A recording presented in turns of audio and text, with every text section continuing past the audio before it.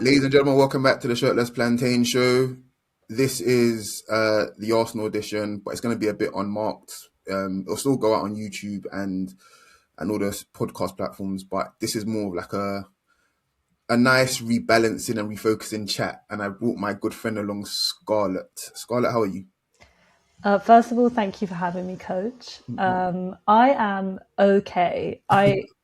In some ways, I think I said this. I felt less bad after the League Cup final than I did after we dropped points at Wolves, and I think that demonstrates our priorities a bit. But I just keep seeing, as much as I try and push it away, pictures of Shirky at the end of the game, footage of the kick-ups, and it's annoying. It's annoying. Yeah. I mean, here's the beauty about free will. You don't have to be on social media because that's what I've done. Like I took, do you know, it was weird. Before Ramadan, I was like, do you know what? I'm kind of done with the way I've been using social media for the last, I don't know, 13, 14 years. Like the way I use it hasn't really changed that much. And then all of a sudden, the last year, with the uprise of certain things and certain owners of certain platforms having a much more prominent voice, I was like, this doesn't represent how I want to use it and how I want to consume certain things. And that has helped me with, and maybe can other people help me with, I suppose, processing things in a certain way. So it's a lot easier for me.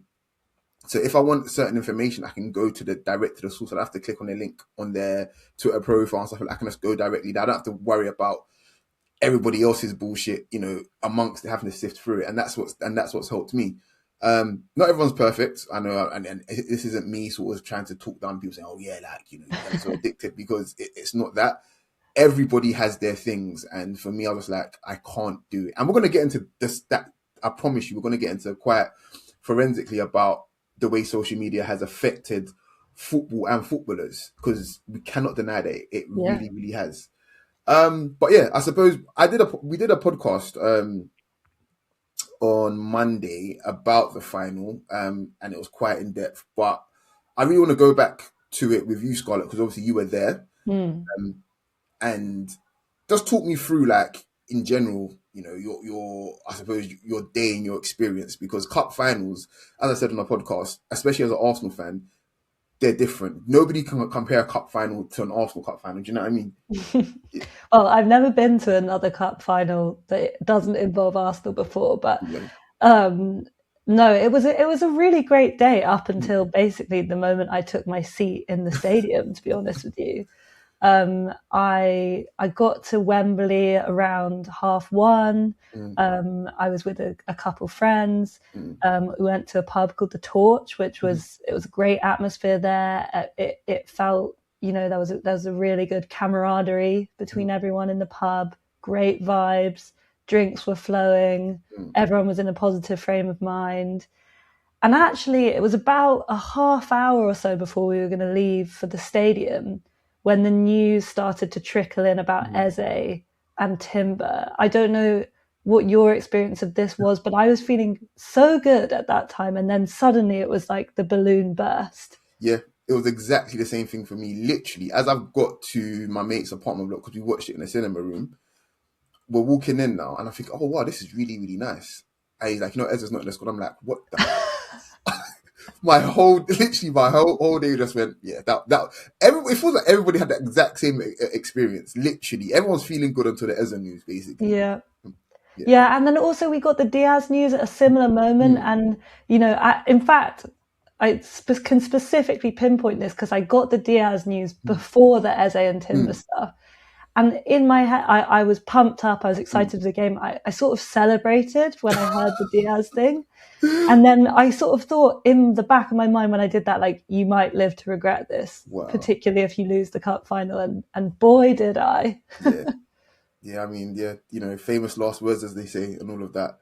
So, yeah, in general, we know how the final went. But I don't know, like, I couldn't really tell, like, how good or bad the atmosphere was. You know, could you I suppose speak to that, because usually we're quite loud for cup finals. Like, Arsenal are good at Wembley, you know. So Yeah, I think, well, Wembley is quite a sterile place generally. So it's huge. My seat was sort of right next to the City fans, which was suboptimal, I'd say. But in the last sort of area where the Arsenal fans were, with a really good view, but less good vibes, I'd say. Yeah. Behind the goal, everyone was going crazy, and definitely, I would say, in the kind of pre-match, Arsenal fans won atmosphere-wise. First. It felt a little bit to me like the PSG game last season at home, where everyone was so excited before. Yeah. Everyone was just happy to be there, and actually, my stepmom was at the game, and she's a United fan, but she was bringing her son, who is an Arsenal fan. And she said to me, "Oh, I think you guys are a bit too excited by Wembley. Like, if we were here, we wouldn't be that excited." And I was like, "No, but isn't that sad? Like everyone was so happy to be there, and going down Wembley Way into the stadium, it felt like a home game, and I think that's what we wanted it to feel like. You know, when we made that date with City, when Guardiola was moaning about Wembley, Arsenal wanted it to feel like a home game, and the fans turned up. They were doing their best. I would say quite quickly. I mean, less so in the first half, but when we got into the match itself and it was clear that it was going to be difficult, City were not just going to roll over, because why would they? I think the atmosphere changed, and obviously as the game progressed, the kind of passive City voices grew louder and louder, despite the empty seats in their section, of which there were some. Yeah. I mean, put it like this: there's an element of us trying to, I suppose, be too cool for school. You know, the comments that your stepmom made and stuff like that. But there's no need for that. It's football. It's not real. You're supposed to be delusional. It's supposed to be, if you like, bordering on fantasy. You know, a lot of people, you know, going back to the PSG semi-final, that's a lot of people's first experience of a Champions League semi-final. I know it was mine. Do you know what I mean? We haven't been there that often. You know, the last one was in 2009, I think it was. So a lot of people in the stadium that day would have been their first ever Champions League semi-final. A lot of people at Arsenal on Sunday would have been their first cup final as well, because the last one was obviously during the pandemic, and the last one before that was in 2018 in Baku. So, exactly. So, I mean, for me, like, I want people to be overexcited. You have to be, and that energy is infectious. It affects people around you, and it obviously affects the players as well. It definitely does.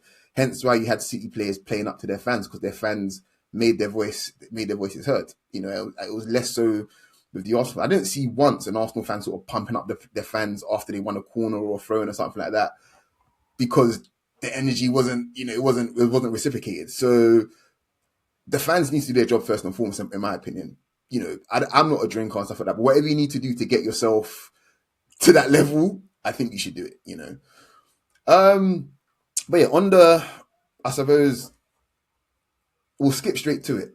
The first goal, what was the mood like? Had people pretty much given up, or? No, but I think, and probably you had this experience watching as well, it was coming, and the anxiety was growing. So I think, you know, the manner in which we conceded, like, even though we were under pressure, it just felt so deflating, because Kepa chucked one in his own net. And also, I don't like Nico O'Reilly, but that's besides the point. And maybe also because of stuff he said after the cup final. But I think, given how the game had been going, like, we could not get out before the goal. We barely had a kick in the second half. And you're already thinking about, like, what could potentially be changed. I was thinking about Madueke. Could you have moved Saka centrally?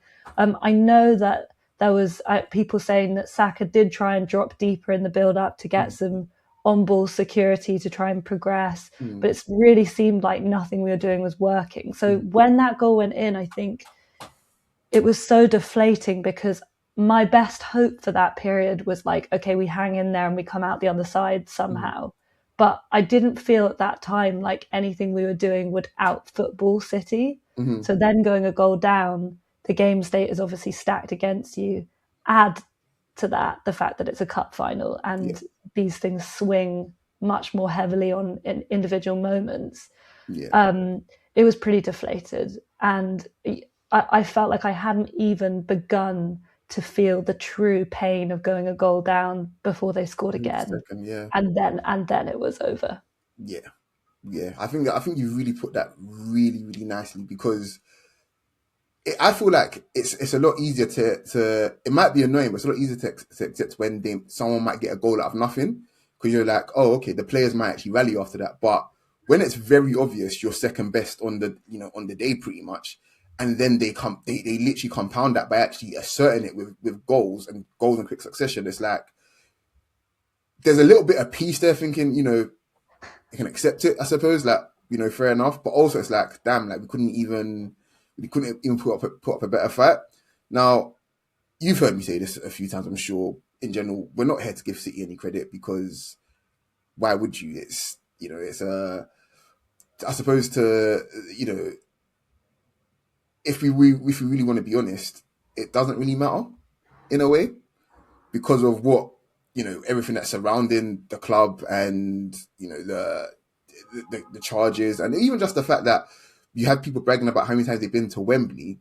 What's so special about it now, under the circumstances as well? Do you know what I mean? So, without giving them too much credit, the players themselves on the pitch did what needed to be done, but it's still quite hollow, and it's disappointing for Arsenal, because you have a chance to really do something special, and there's this obstacle there in the shape of 150 charges, and you couldn't break it down. I want to know, have you ever left the game early, or did you leave this game early? Because I saw the pictures of people leaving the game early, and I have thoughts on that. You're not to judge anyone. I did not leave the game early, and in my adult life as a fan, I have not left the game early, but I'm sure I left early, as a younger person. I've been lucky enough to have season tickets at the Emirates since I was about 8. So I'm sure there were times when I was begging whoever had taken me in the Wenger era to take me home from whatever thrashing was happening. But no, I on the fans leaving early, it's tricky, because if people have travelled, you sort of get it. Like Wembley Way is a nightmare. The game, I think, was gone. Although I did have a feeling that, like, after City went 2-0 up, we hit the woodwork twice. Had one, and we didn't deserve it from a footballing perspective, but had one of those chances gone in, you felt that the tone would change a lot. Definitely. So I suppose you need to hang around for that moment, because the team might, for want of a better phrase, catch a vibe, and the whole game changes. In terms of the Arsenal fans, I do think they were bringing their best to Wembley, and the reason why I made the comparison to the PSG game is because I felt the fans were right there, asking to be inspired by something, wanting to have anything they could latch onto to just make this a memorable day, to get behind the team. And the occasion itself felt quite hollow. And I think, although I don't like when people leave early, I just don't think Arsenal gave the fans anything. Like you mentioned, they weren't involving them, they weren't engaging them, and they weren't playing well. And I'm in a position, I live in London, like it's not a problem for me to hang around. I believe that also, being lucky enough to be at a cup final, you got to own that, because there are loads of other people who would be desperate to be there. But generally, I think Arsenal fans, despite their enthusiasm at times, are a bunch that need to be inspired by something, and that's just the reality. And they're not Liverpool fans, they're not Newcastle fans. I think they're a 12th man when they want to be, but not all the time. And that's something Arsenal have to deal with. Yeah. I think to be fair, I think there is a shift. That there's a younger generation of fans that are coming through that are quite diehard, that are quite, they have this never say die attitude. But my thing is that had Arsenal been 3-0 up, basically, no one's leaving early. Do you know what I mean? Nobody's leaving early. And I feel like once you've forget cup final, once you made a commitment to go to a football match, you've pretty much got to accept that you're going to be stuck in people traffic or, traffic. You're just going to be stuck there. That's the commitment you make. It's a unwritten contract that you sign. For me personally, whenever I'm at games, I'm always like, whether it's a 3 p.m. kickoff or a 5 p.m. kickoff, 5:30 p.m. kickoff, or even the early kickoff, I always say to myself, I need probably about another 2 hours after full time just to make sure that I'm back home. Whatever. That's just my standard sort of thing. For a cup final, mate, the whole evening I'm going to need pretty much, especially if we win, because I might not be home for a while. And I just think you just mentally, once you have accepted that, leaving early becomes less of a choice because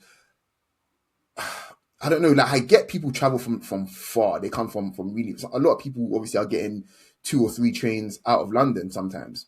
Totally get that.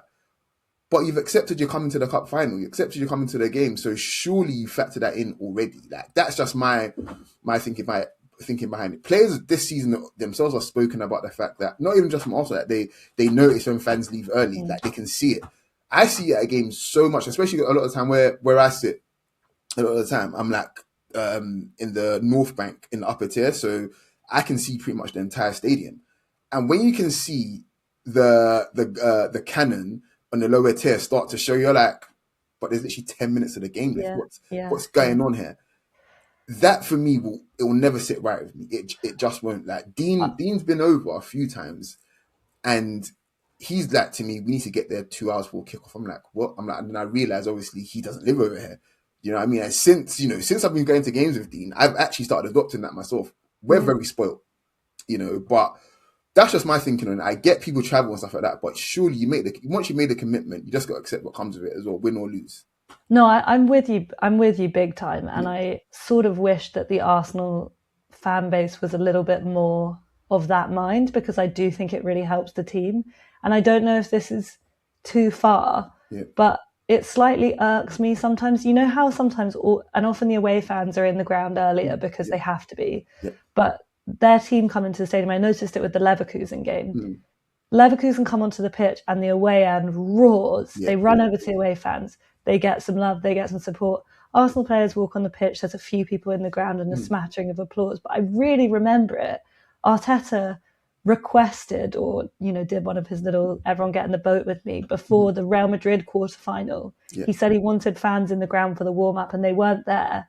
And that did annoy me, because I just thought you have the chance to involve yourself here in a way that would be positive to the team, and you can't be bothered, or you just don't you don't really want to.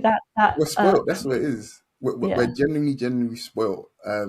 And this isn't us saying, oh yes, our fault the team didn't perform or hasn't performed in certain games. It's just the reality of Arsenal fandom, especially Arsenal match going fandom. A lot of people are just genuinely spoiled. My nephew was at the Leverkusen game last week, and he was so excited, like so excited. The level of excitement he had was the same as when I took him to the Palace Carabao Cup quarterfinal, I think last season.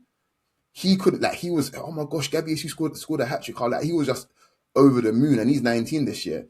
And it was the same level of excitement he had for Champions League knockout time. That's what I'm talking about. You need to have that level of childlike, if you like, just enthusiasm, regardless of what age you are. The players really appreciate it. It's obvious that they do. You saw how Eze was taken aback when he stepped on the pitch in his jeans, let alone playing during the match. Like that sort of thing makes players find that extra 5 or 10%. It really does. So we still have a part to play, 100%. I suppose let's talk. I suppose we got there a little bit, but the way City dealt with us, because that's what it was, they really handled us. Any sort of worrying signs or trends that you noticed or picked up on? To be honest, for me, I think there are a couple of things. So we'll put the reacting to what City did aside and just talk about what was happening, which was that City weren't pressing us. They were doing some kind of zone. I'm sure you'll be able to explain this better than me. They were standing in a line, 4 men in front of us, and saying, okay, play over the top then. The ball was going long to Gyökeres. It wasn't sticking, which obviously it wasn't. Yeah. Anyone could have told you that he wasn't going to be able to control a long ball because he doesn't have that ability, or win an aerial duel because he doesn't have that ability. And it was coming straight back.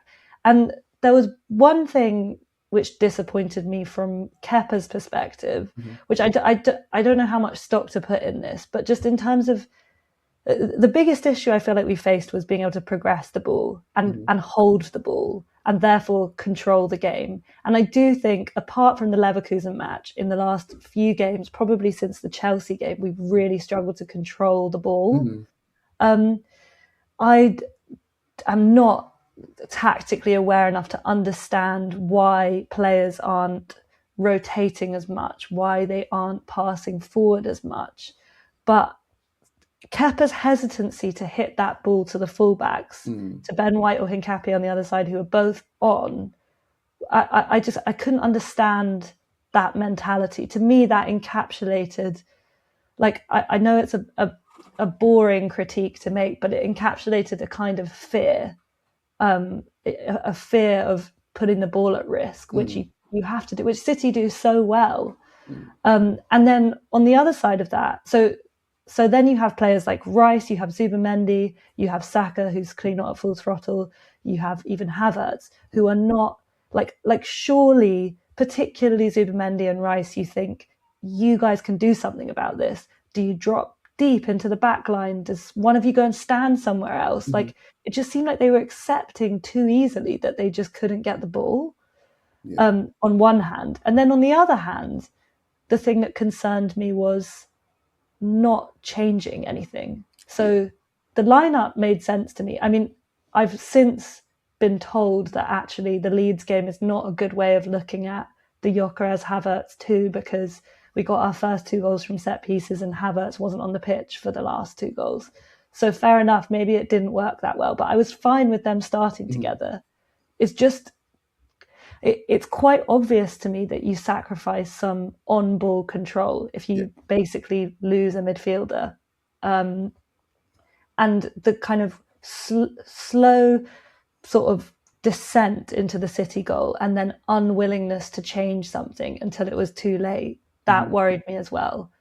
Because I think that it was much easier to play that team and say, okay, we're going to be big and strong, than it was to maybe take a risk and move Saka centrally, take a risk and play Calafiori and Ben White, 2 more attacking fullback choices, but who may take up more interesting positions and allow you to progress the ball. So I think there was a bit of fear and a bit of passivity that worry me going down the stretch. Yeah.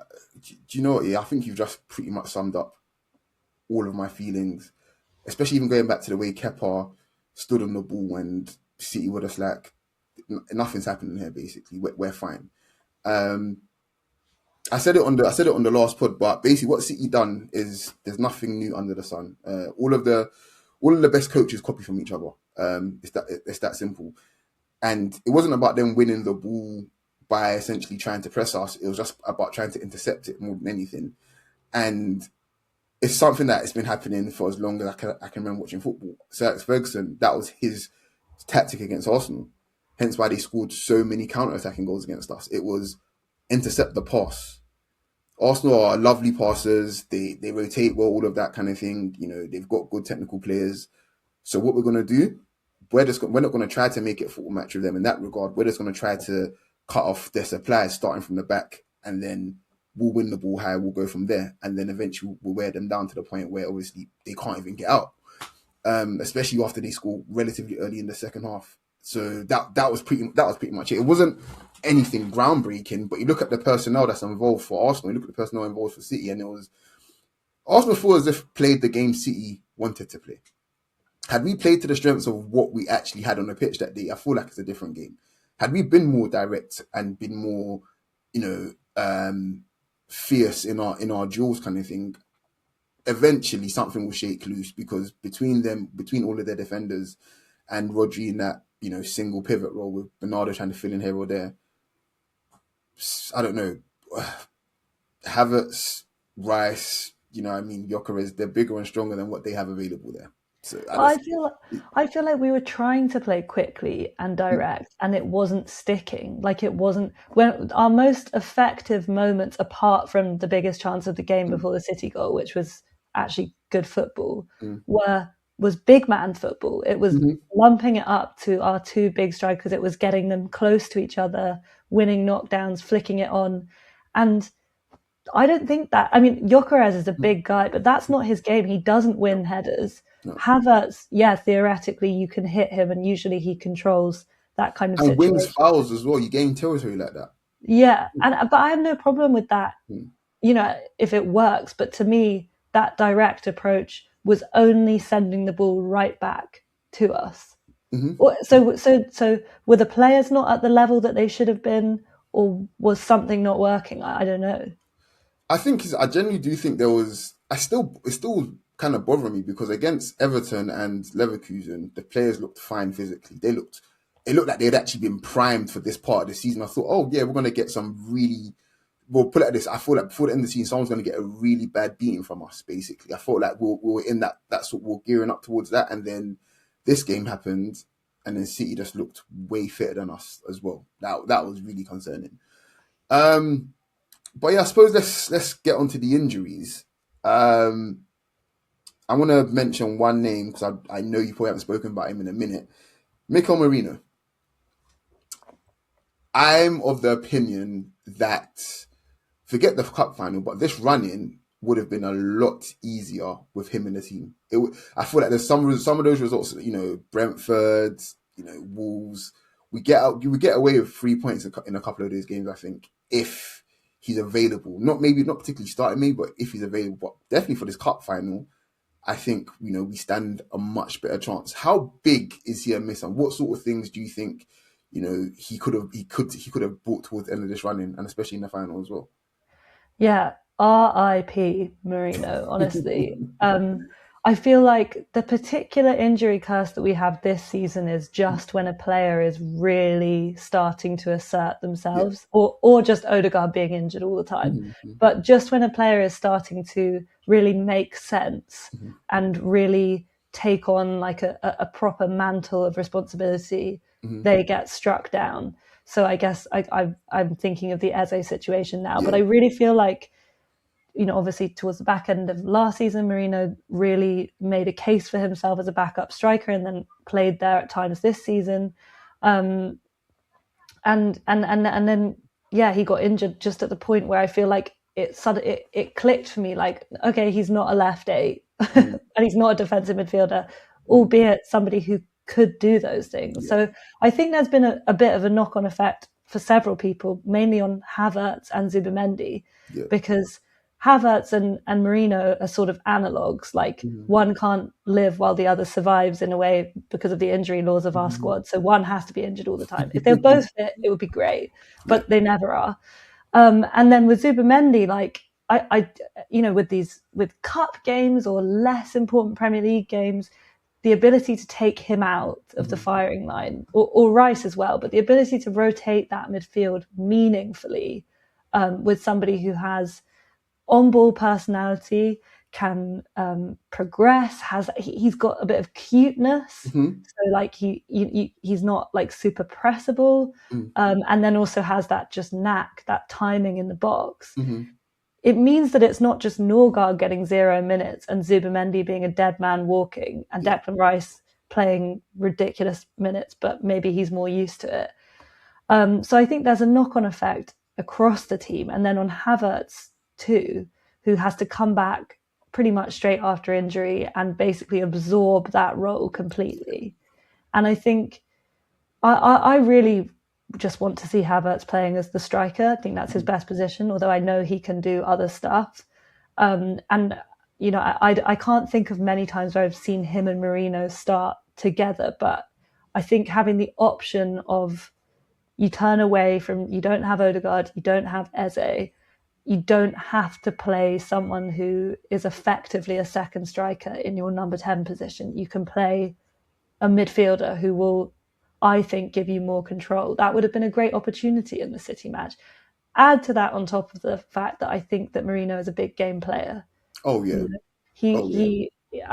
And to be fair, I think we have a lot of big game players, and none of them showed up in that game against City, apart from maybe Saliba. So I don't know how much stock to put in that, but I just think it's optionality, and it's taking away the pressure on some people in our squad who are either overplayed or just coming back from injury. Yeah, I think you've nailed it there. With this is the point that I think people really misunderstand with I won't call them squad players, because I feel like almost every player in this Arsenal team could potentially be a first 11 player, honestly. But when you're able to give relief to, the bona fide starters, that's your value. That's, forget how you actually perform. Obviously, that's important. But knowing that this player will be able to actually have rest and come back fresher, and you be able to deputize at a good level, that's your value. That's literally your value right there. It's why I was so, happy with, how we got Madueke, essentially, because I knew people like, oh, that's going to be our left wing option. I was like, you guys have no idea what you're talking about. He can play there, but I can guarantee you his main role there is to provide competition for Saka and make sure Saka is fresh for this part of the season, which in a way I think has worked out despite Saka not actually performing. I feel like it's been weird. But on Merino, because of his versatility in midfield and the fact he offers a goal threat, he can essentially play all three midfield roles and offer relief to three different positions and offer relief up front as well. He arguably, in fact, he is our most important squad player, if you like. I put that in quotes. He by far is, and missing him for the rest of the season, I think, has, while we've coped quite well, it's not ideal. He would have been so welcome during this period, I think, and I think he's in a bigger miss than people probably want to admit, because of the circumstances of which, maybe he was first signed, and then the fact that, he doesn't maybe look or play a certain way. But Marino's a fabulous footballer. He really is. Eberechi Eze, we know now it's going to be at least a month, but hooray, international break, 2 weeks of that is automatically taken away. What a shame, Scarlet. Like, he is coming into that, the best period of his Arsenal career so far, I think. And then, yeah. Yeah, I think this is like the first part of the season where I can genuinely say, I miss him, and I'm devastated that he's injured. Like, I think, obviously Odegaard's not been very available, but had this injury come at another time, you wouldn't be mourning his loss in quite the same way. Like, he really has clicked recently. Yeah. And, I know that Palace fans have been warning us about Eze in the springtime. I'm warned. I'm watching. It's amazing. The goal against Leverkusen last week was just wow. And I was so excited. I was so excited to see him play at Wembley. And I hate moaning about injuries because I have the misfortune of being in a family with a lot of Liverpool fans and a Man United fan. So they give me very limited sympathy. And I was actually on Sky with Tim Sherwood this week, who, was just like, oh, you're always, relying on other players to solve your problems. Fine, whatever. But the fact is about Eze in a cup final against City at Wembley, like, I think perfect game for him. Yeah, I feel like he's more comfortable in that sort of game than he would be a 3 p.m. kickoff against West Ham. 100%.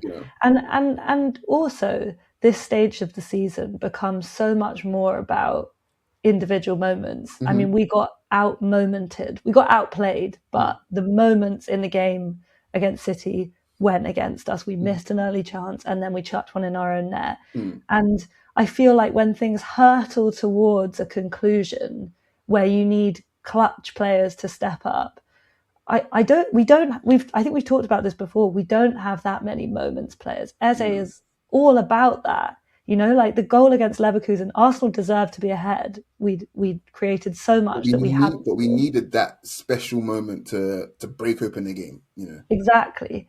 And I think particularly as we, as this run-in period intensifies, for someone to step forward with just a really outlandish amount of quality, it's so welcome. Arsenal, to me, are all about doing the right things. about playing the percentages, doing the right things, getting yourself into a good position. But it's hard work.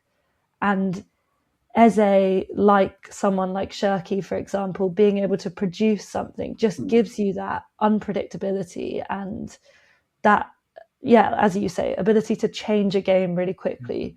So yeah, I'm glad it's only a month, but again, the pressure is going to be on Martin Odegaard as soon as he's back to pick up. And Odegaard is not Eze. He's very different. He has a different skill set, which will be helpful to the team, but he's not scoring that goal against Leverkusen. Yeah, I think, do you know, it's we're going to get onto Bukayo Saka, but I think Arsenal fortunately have a coach and are a team that can show many different faces. And I feel like in the last couple of months, we've shown how Arsenal played in the last couple of months wasn't how we played in the first couple of months of the season. Do you know what I mean? And I think that's a good thing. And with Odegaard coming back in the team, it's an opportunity for us to show a different face of how to play. And I think certain players may or may not be liberated with Odegaard coming back in. But Odegaard's injury in general, you know, I want you to kind of speak to that as well. But Odegaard's injury, I think, has helped Arsenal in a way that probably I didn't expect, because it's forced us to really stop being so right-hand side dominant. But it's also given Odegaard an opportunity to probably look at his own game as well. Now, I don't think Odegaard needs to change much about his game, but there are definitely parts of his game I think could be sharpened up, and I hope they have been. I saw certain signs. But him being injured, for me, I think overall has been a net negative for Arsenal, because we haven't had the difference in variety. What are you expecting? What are you hoping for him when he comes back? Well, first, just to speak on the second part of what you said, I think Odegaard being out, to me, is the manifestation of the fact that we actually haven't had that much variety available to us despite this massive squad throughout the season, because it's been one in, one out. So it's been so frustrating, because a stick for everybody to beat us with is, oh, well, you've got this massive squad, why are you complaining about injuries? But the fact is, there's never really been a point, apart from maybe the Man United game, which ironically we lost, where we've had that whole group basically at our disposal to make different choices. I don't think Arteta has really been able to think particularly critically about what the game demands tactically. It feels like the decisions have had to be much more physically minded, just who's okay. In terms of what Odegaard can bring now he's back, I mean, I want to see a different Arsenal after the international break, and that's not to say that I haven't loved parts of what I've seen in this really intense period, sort of post North London derby onwards, I would say. Like, it's been an incredible time to be an Arsenal fan, but the football has been tough. And in many ways, you know, you point to the fact that we've been playing differently. I think we are irritatingly justifying our critics from earlier in the season, when actually, you know, we know how well we were playing in like October, November, and we're not there right now. So I hope Odegaard gives us a little bit more on-ball control. And I really hope also that, like, and I don't really know how this works, it's something I'm really curious about, but if you have a big injury or if you have time out of the game, does that equate to freshness when you come back? Like, obviously you're not jaded in the same way as if you're playing a match every 3 days, but maybe physically you're not as fit as you might otherwise be. I think it's a pretty complicated question, in the sense that, yes, you are fresh because you don't have as much minutes in your legs, but you're not match fit, and most importantly, you're not sharp. And I think sharpness is where Arsenal at times have been lacking. There's been times where it's like, I've looked at Declan Rice, I think, Declan Rice, you look fine. Like, physically you look fine, but there's something off about you. And it's usually just the crispness of his passing, or the fact that he's not jumping as quickly as he does, because he's just not in that sort of fight or flight mood kind of thing. And yeah, I think Odegaard is arguably going to be our fittest player in terms of just minutes absorbed this season. But is he going to be as sharp as someone like, I don't know, Gyökeres at this point? Because Gyökeres has been back a minute now. Gyökeres has, you know, for all his faults, he's actually done quite well in the last month or so. Yeah. Is he going to be as sharp as Saliba? Is he going to be as sharp as Gabriel? Even Timber missed out the last 2 games, but Timber has been fantastic. And that's where my worry is. If he picks up where he left, maybe against, Villa, particularly in the second game, or even Brighton as well. Everton, I thought Everton he was quite good as well.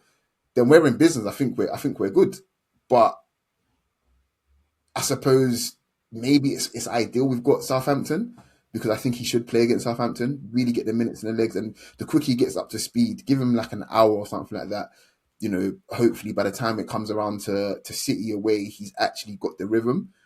But I am worried about players being out for a while and then their muscles not being quite there, and you're more susceptible to having muscle injuries because of that. And that's what I'm cautious of.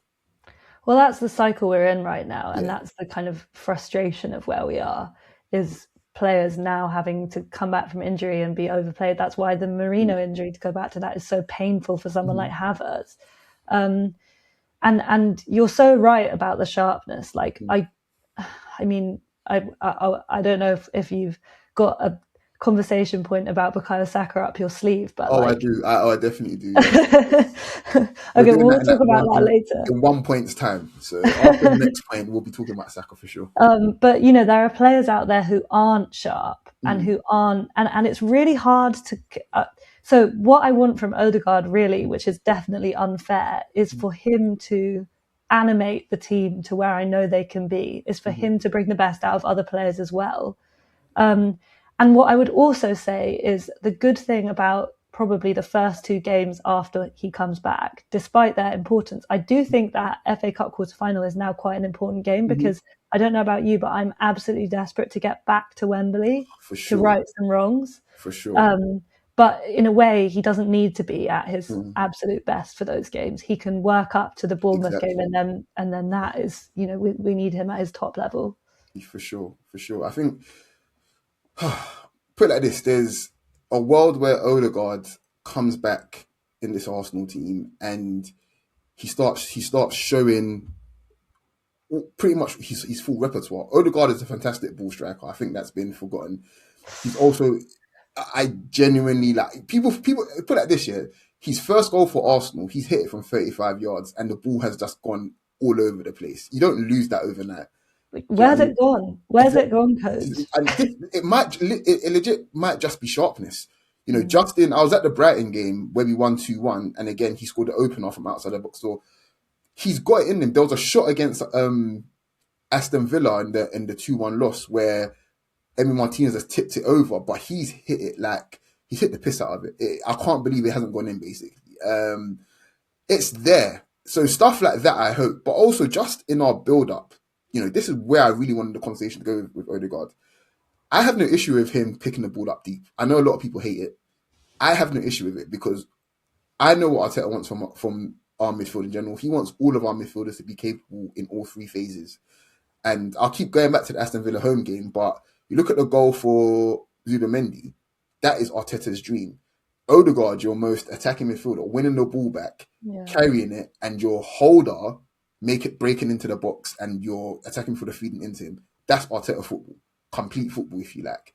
And he's capable of it. It's just us being able to show those faces and the environment allowing for it. But I don't know how you feel about him being involved in all phases, but I personally have no issue with it.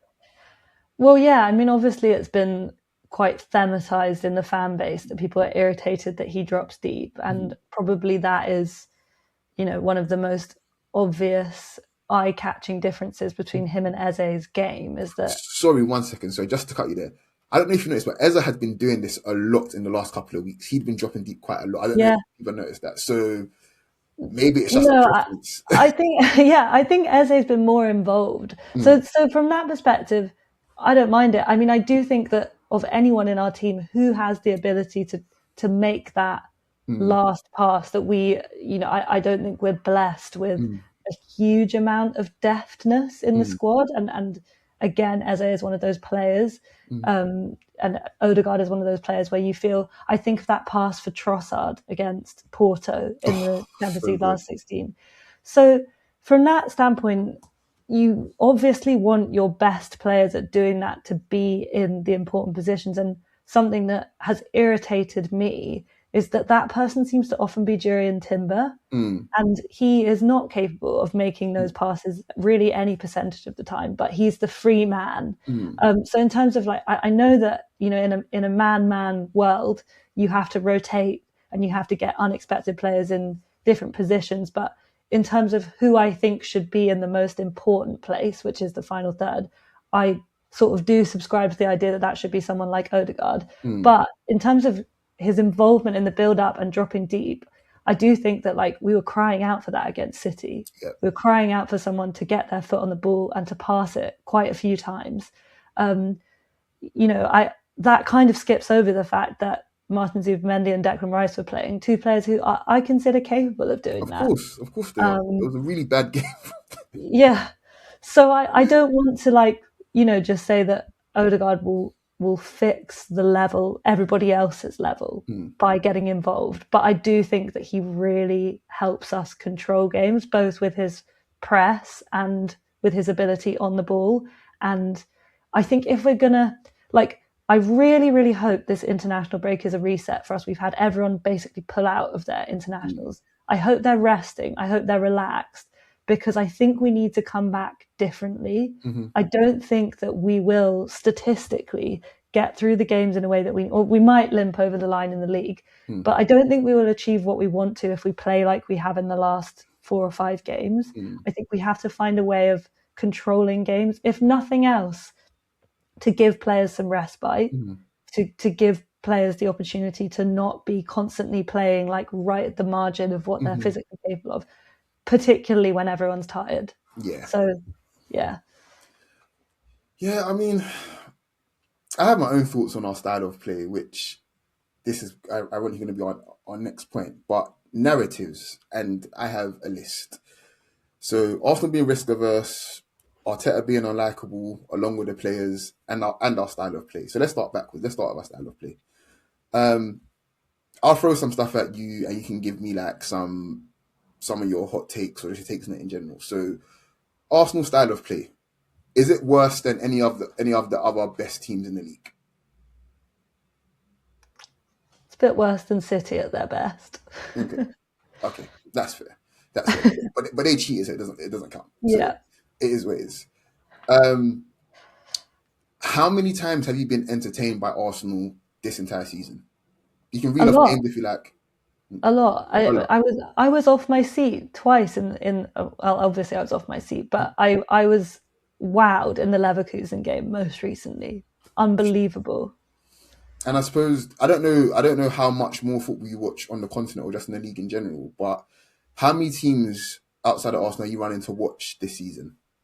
No one's playing good football this season. Okay.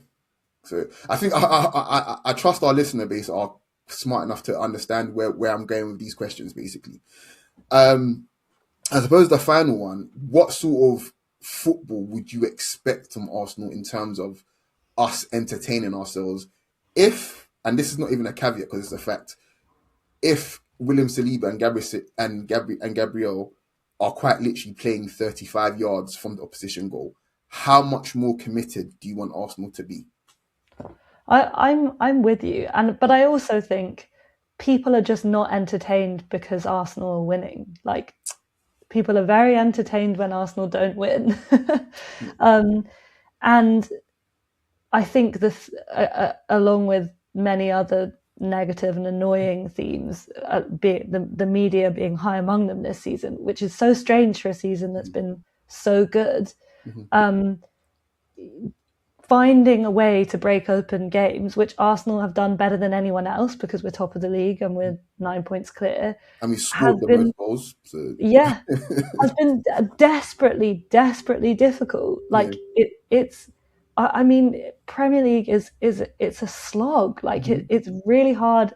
The athletes are incredible. The middle class of teams are much better than they have been before. Everybody's pressing man to man. So obviously I said that point about City having a better style of play. I think they attack better than us. You know, they definitely attacked better than us on the weekend. But generally, I think like in a 0-0 game, attacking really well has been hard for literally everyone. And it's like, well, how are you going to find your margin? I think Arsenal played brilliantly in, sorry, my phone's going off, in October and November. And I think now it's frustrating because obviously there is a legitimacy to the criticism about our style of play.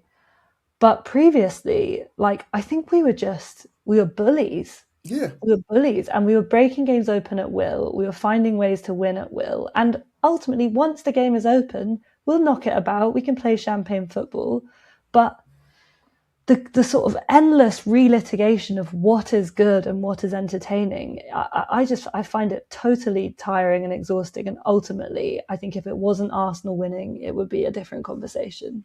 It's really boring. That's what it is. That the most boring thing about Arsenal this season is how unoriginal everyone's opinion is. It's just regurgitation from some people that don't like Arsenal. Every single criticism I've seen of Arsenal, I can literally trace it back to some article from a journalist up north, or, you know, apologies to your friends at Sky, Scarlet, but some idiots at Sky, basically, you know, that have just said, you can trace it all back to something that they've said. And then it's interesting to me when again, I am not better than anybody else. I just happen to have, a bit of spare time, but I watch a lot of European football. I consume a lot of European football content as well. And you hear how Arsenal are spoken about in those circles, and you'd think there's two different Arsenals. You genuinely think that. You get a snippet of it. For example, when you see Roberto Martinez on the overlap, and they're all sat there stunned, with their full brain cells between them, and they couldn't believe how complimentary Roberto Martinez was of Arsenal. You listen to what coaches that have played against Arsenal this season on the continent have said about Arsenal. You listen to what some of the players have said. You listen to some players that have been out for a while, and they ask them, what team has impressed you this season the most? And it's always Arsenal. On the continent, it's a completely different sort of vibe. And I just feel like people are stuck in this echo chamber of I wouldn't even call it British journalism, because it's not. Northern British journalism is what the echo chamber everybody is stuck in. And, it feeds into my next point, which is, why the hell is Arteta so unlikable, Scarlett? Can you help me with that? Can you just really help me with that, please? I mean, I've been around this roundabout a few times on Sky Sports, obviously. Yeah. I don't have an answer. And actually, I do think that this is something I was at the beginning of the season. Arsenal sleepwalked themselves. We're really good. We've been really good for 3 years, but we sleepwalked ourselves, if that's a verb, into a situation where the only option that the media gave us and some sections of the fan base was to win the league, or that was it. Yeah. And I was trying to go back in my head, like, at what point this all became so negative? Because I would say if you go back to the start of last season, in my head, we were favourites to win the league. I think we had a better team than Liverpool. Liverpool stayed fit. They played every fixture with their first team. I don't know what it would have been like if we'd had slightly better luck with injuries. I don't know. And maybe I underestimated Liverpool too. I mean, Mo Salah had literally top 2 individual seasons of all time in the Premier League. That really helps. That was unbelievable. And maybe we also don't have players. We don't yet have somebody, and I actually think we talked about this the last time I was on the show. We don't have somebody who has exploded like that or seems capable of exploding like that. And it always seemed like it might be Saka. And it's been kind of strange to actually go through a season where we've been really good and Saka not be one of the main reasons why we're good. But to come back to Arteta, is it because I don't know, because footballers are not very clever, I don't think. And so he uses quite basic LinkedIn-inspired methods to inspire them. But if they like it and they draw a love heart and they say that that's how it makes them feel to play at the Emirates, and they go and they give absolutely everything, I don't have a metric for this, but I can't help but think that the reason why we're so good at defending is in part because we work so flipping hard. And you don't do that for someone who doesn't make you believe in something. So I have absolutely no problem with Arteta's antics. I have absolutely no problem with a manager of ours being really, really competitive. The one thing I was going to say previously was I wondered prior to this season, could Arteta measure himself more? Like, you had Arne Slot, who, that's aged badly because they've done terribly this year, but he won the Premier League cool as a cucumber. You never felt like his emotions were in. Well, okay, tell me, did you? I mean, I feel like they are now. Yeah, of course. I'm just thinking back to when Liverpool had a chance to go 8 points clear last season in the Merseyside derby, and he ran onto Yeah, the okay, pitch, yeah, he lost his head. and he literally said, "If we lose the league to Arsenal, I'll blame you." They were never ever losing the league to us last. Like that draw was just more of a, oh yeah, maybe they're not as good as we think they are kind of thing, but they were always winning the league. Like, let's be honest. He lost his head in that game, and any losing manager loses their head. I thought he owned that he was quite classy afterwards. Oh, of course. But I think Arteta is a classy guy. Of course, I think he's just animated, and he's just not Arsene Wenger, who, like, I love him. Like, thank you for everything you've done, but we cannot live and die by what Arsene did, because for about the last 10, 15 years, everyone was desperate for him to leave. So what he did was not what was best for Arsenal anymore. We needed something different. And the person who understood what Arsenal needed was Arteta. Yep. More than Unai Emery, who, like, I think we can all acknowledge that he's a decent manager. I just pretend that part didn't happen because I went to the opening game of that season, and I stopped going to games quite literally until West Ham away in 21-22 season. That part of Arsenal didn't happen for me.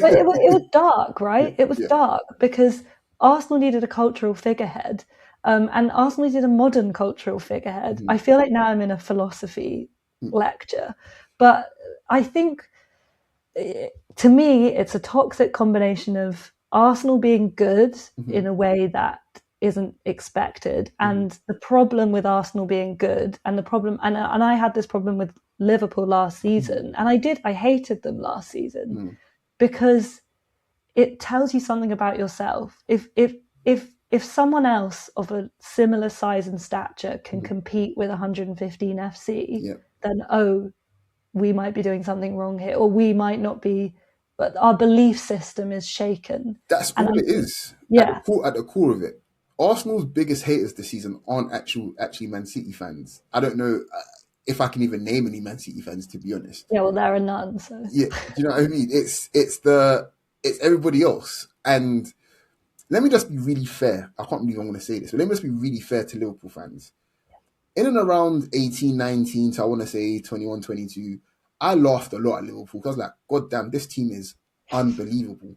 And there's nothing they can do to stop City. And I thought it was funny. I did. Now, it's not that I was rooting for City. I don't think I've ever rooted for City. But it was just really, really funny kind of thing. Because I was like, well, but deep down you knew that, look, Liverpool are, for all intents and purposes, they're not a bunch of cheaters. They've had to suffer. And I think this is the key thing here. Liverpool have had to live with their mistakes. They've had to live with their mistakes and had to wait and had to be patient and had to essentially get out of the mud. They've had to really, really just find their way in modern football to where they are now.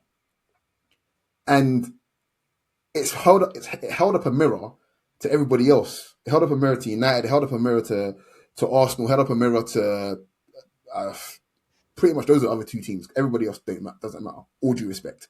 It does, because if you look at the size of the clubs and the clubs that have won the Premier League before, do you know what I mean? It is what it is. Essentially, if Liverpool can do it, why Arsenal faffing around? Why United faffing around, kind of thing? So a lot of people just didn't like that, and now it's come around back to Arsenal. Arsenal haven't quite won yet, but the manner of which we've gone around things, Arsenal owning our mistakes and learning from our mistakes, the 72 million on Pepe, the Unai Emery sort of appointment. Do you know what I mean? The latter years of Wenger, we've had to live through all of that, and we're here now. And a lot of people said Arsenal are done. Arsenal are falling out of the top six. That'll be it. We won't play for Champions League football for 15 years, whatever it is. And Arteta's come in and said, absolutely not. That is not the case. We're serious about winning. He's serious about winning. These are the changes we need to make. These are the changes we are going to make. And he's so clever in the way he communicates. And people don't really like that because Arteta, for all intents and purposes, he wears his heart on his sleeve, but he's very hard to read. And people, and it's the same thing with Arsene Wenger. Funny enough, Arsene Wenger did it in a different way, but Arsene Wenger was very, very hard to read, and people don't like that because it makes them feel. I don't know if this is the correct phrasing, but it makes them feel probably less than. It makes them feel like, oh my gosh, I'm not smart enough to quite grasp what's happening here. So what do you do when you feel that way? You get defensive and you start picking at things. So this whole touchline thing, it became a thing because of Arteta. And everybody else does it. But because it's Arteta, it's just like, oh, he's the one that invented it. He's been managing for 6 years. How could he have been the one to have invented it? Do you know what I mean? Yeah, and I feel like also people were sharing the fact that he made the team watch City lift a trophy at the end of the game.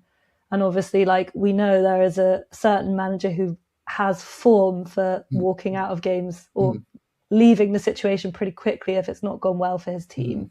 And as a kind of example of, he is not the man that the media say he is. He's the opposite.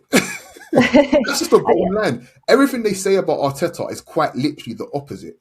And it's so strange to me that you have someone that's been in the country for 20 plus years, who could have played for England, by the way, and Lord knows they could have used him, and they treat him this way. It's so, he's played for he's played for Rangers, he played for Everton, he played for Arsenal. 3 clubs that essentially don't really bother anybody. Like, that's kind of, they're hallmarks of British football. They're real staples, like real proper clubs of English football. And Arteta now has become this lightning rod of just pure lies and negativity. Like, it's so strange to me, genuinely so strange to me, that he can be this hated. But we know what it is. It's because he's made Arsenal good. Bottom line. And people aren't smart enough, and I might be overreaching it, but people aren't smart enough to have to start reassessing how they talk about Arsenal. They've said the same stuff for 20 years, and now they're running out of things to say. They don't like it. They're not smart. That they're fighting the fact that, oh my gosh, I can't say, oh, no league title in 20 years. I potentially can't say, oh, no UCL. Whatever will I do with my life? You can just get a life. How about that? Do you know what I mean? Like, that's what's really bothering people more than anything else. They're not smart enough or witty enough to come up with anything else because Arsenal are good. And that's what I feel like it is. Get a life, Paul Scholes. Yeah. And Mark Ogden. I can't believe I said his name, but he's a thunder cunt. Sorry for the language, but I cannot. Oh gosh, he might be the worst one, genuinely. Who's the person? A couple of the guys at Liverpool Echo as well. Like, they're just terrible. Yeah. Who's the person who wrote that Telegraph article about being an Arsenal fan and saying he hated Arsenal fans or something? That was bad. That was annoying. Apparently, he was an Arsenal fan. And I was like, yeah. Cool, fair enough. Yeah. I just cannot believe that. Arsenal fans hate Arsenal fans, of course. Arsenal fans aren't going to write an article about hating Arsenal fans, especially in this like media climate. You know exactly what you're going to cause with that, and you know how easy it is to rile up Arsenal fans, especially when talking about our next point, Bukayo Saka. He hasn't been good this season. I'll let you take it away, Scott.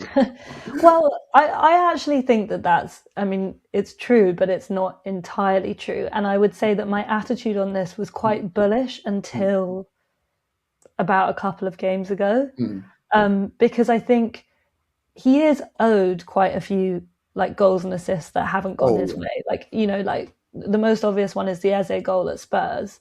But I think he has been unlucky that his top line numbers don't look very good this season, because I think they would otherwise be fine. And I did a couple of months ago, I looked at where he was ranking for different attacking metrics on FOTMob, and he was still comfortably in the mid 80th percentile. So he has been good, but Bukayo Saka good is insanely good, and he has not been that. And I think, I feel like I thought that I saw flashes of him coming back, particularly in the North London derby, but maybe everyone just looks really good against Tottenham. I feel like Tottenham was definitely there, but also in part against Everton as well. I think he actually showed some signs as well. Yeah, he looked wounded by the Leverkusen post-mortem, which I understand. He was really poor in Leverkusen, as poor as he's ever been. Yeah. Because I think the thing about Saka, and there's definitely a physical aspect to this that I don't understand. There's definitely a post-injury recovery, will he get his explosiveness back conversation that is slightly beyond my physio knowledge. But one thing about Saka that I feel, even when Madueke is a great option to bring in on the right, but one thing about Saka is that even under the utmost pressure, he emerges with the ball, or he keeps the ball, or he recycles the ball. And I think what's been frustrating me lately is that he doesn't feel safe. He doesn't feel safe on the ball. So you kind of think, okay, well, you might have lost your trust in your explosiveness, so you can't beat 3 players. Fair enough. But I don't then want to see you also make bad decisions with the ball, which I feel like has compounded the situation a bit. And then you get to a cup final, and all credit to Bukayo Saka, so much credit for Arsenal's improvement must go to him. It has to. And when we do win, and I'm saying when, the conversation around him is going to change so much again, because, thank you to him for giving us these years of his career when he could have been playing at a higher level. Obviously now I think Arsenal reflect the club that they should reflect, and it's right. But the final, it's a cup final. You want this is the game you want Bukayo Saka to step forward in, and particularly for someone who has quite a potted history with cup finals and with major games. That hasn't always been his fault, and not always performance related. He happened to miss a penalty and then be horribly abused. That's not his fault. I mean, for England, I don't feel like Saka has ever really had a bad game. I mean, No. I go back to that France game, and I just think he generally looked like the best player in the world that game. He was incredible. So the occasion for me, I don't feel like Saka would ever be scared of the occasion playing against, even against Real Madrid. Real Madrid last season, I feel like he came back against Fulham, and I think a week later he was playing against Real Madrid, and he tortured them for those 2 legs basically. So if he's playing like that for me, fresh off the injury, that's a good point. To me, I don't feel like it's all physical. I feel like he's definitely tired. Don't get me wrong, but I don't feel like it's all physical, because he was really good.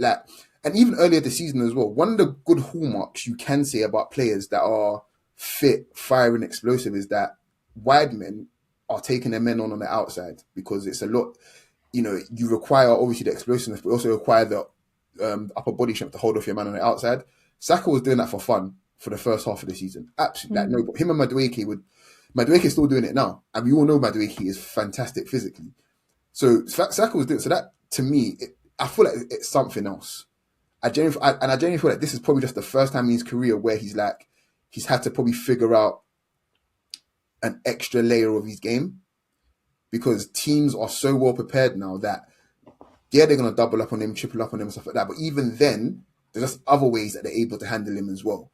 And now it's just about him. Okay, what else can I add to my game now? And I'm talking about someone that's pretty complete. So it's going to be hard, but there are still more points to his game that I still feel like he can cheat a little bit and run in at that back post more. Just goal hang essentially there. Just be that guy. And he scored a header against what's the name, against Wolves. Great goal. The offside goal against Fulham last season, another example of that. The actual goal he scored against Fulham last season, another example of that, from the flicked volley from Martinelli. So he's obviously aware of it, But stuff like that. Also, just I'm not saying he should dive more, but he got manhandled by Ake last Sunday. Yeah. You need to. You're England's best tournament player. Referees need to start treating you like that. So throw yourself in the air like Harry Kane. Do you know what I mean? Make them know that you've been fouled and stuff like that. Those sorts of things break up play. You gain territory. Arsenal great from set pieces. Another set piece opportunity there. But on the ball itself, Saka's, to me, best attribute outside of his decision making is that when he stops and starts a man, he is gone. Like you're gonna have to foul him to stop him, kind of thing. And he stopped doing that. He stopped stopping and starting his man. And I feel like just stuff like that, varying how you play, not always cutting in. I mean, when you go on the outside, stop your man. Look what he did to Cucurella for the Marino goal. I've barely seen him do that enough this season. there needs to be more. Just not expecting, I'm Saka, so teams know I know I'm going to double team today. Let me just roll it back to Ben White. Let me roll it back to Timber. Let me roll it back to Declan Rice and Mendy. I'll try and run him behind. I just feel like I want more. I want more because I don't feel like he's physically done. I really don't feel like he is. Yeah, and there obviously is the Odegaard, Ben White caveat here too, Exactly. which is that he doesn't have his trusted lieutenants who make space for him and feed him all the time. And I say all of this about Saka, also saying that if Odegaard doesn't come back at full throttle, which he's unlikely to, then I would be very happy for Saka to play centrally, and I would have potentially played Saka centrally in the cup final because I think he's that good. But I'm so desperate for him to.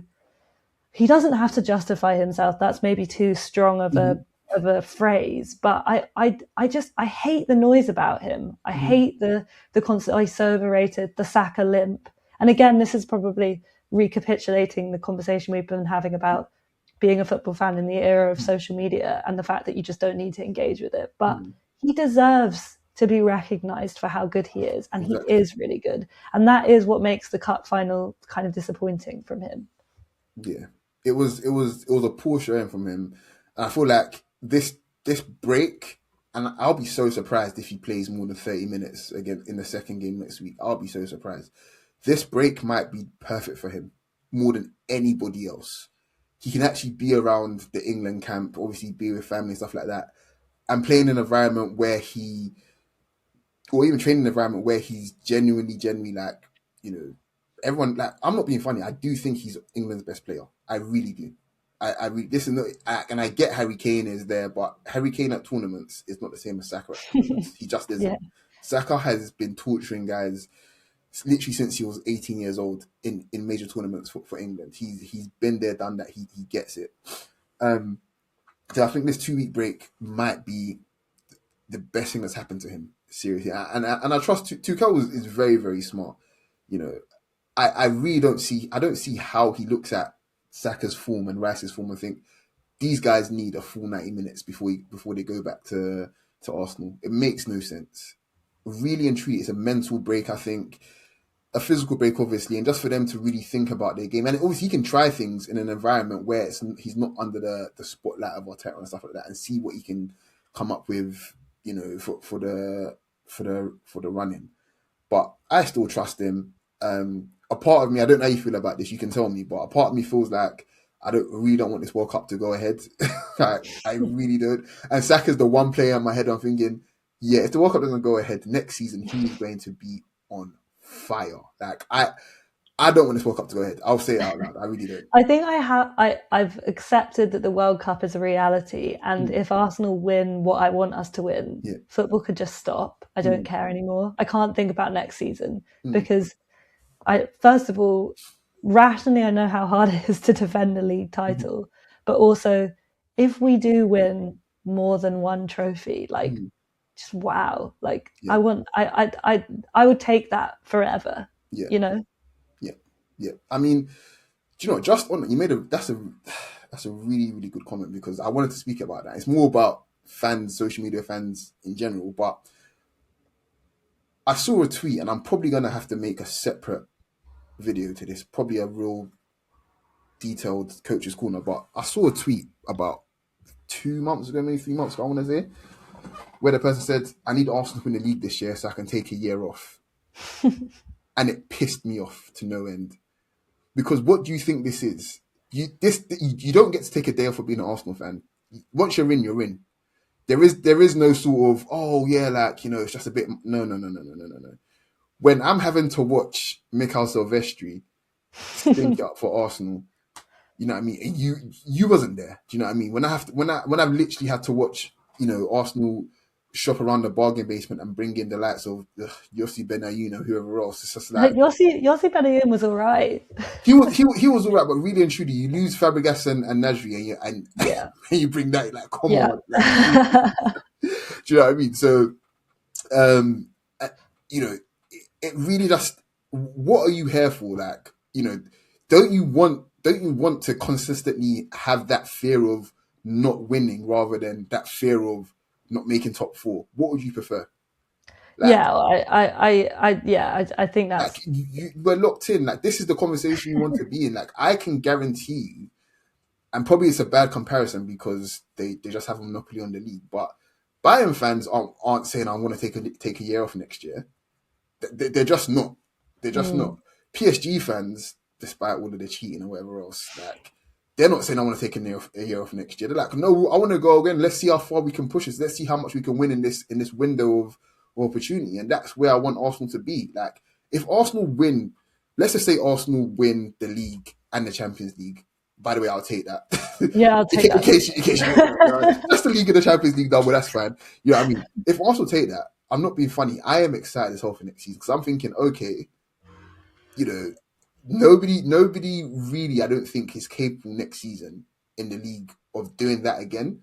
So potentially, even if you just retain the title, I'll take that as well. But it's just the mindset of, if we've done something that's very, very difficult the previous season, a regression might only mean one of those trophies rather than both again. Do you know what I mean? And that's the way I'm thinking. I don't know if that's how you feel as well, but this idea of, you know, taking a year off, whatever, I'm sorry, it's pathetic. It really is. No, I think a year off.